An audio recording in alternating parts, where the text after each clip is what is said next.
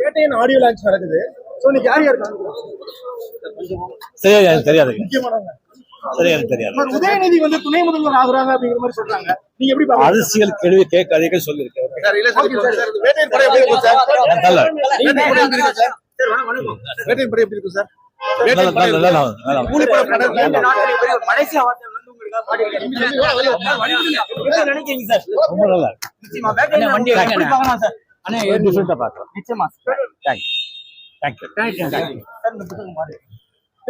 உள்ளே எதுக்கிட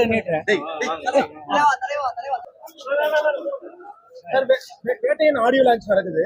சோ இன்னைக்கு யார் யார் இருக்காங்க? சரியா எனக்கு தெரியாது. முக்கியமானவங்க.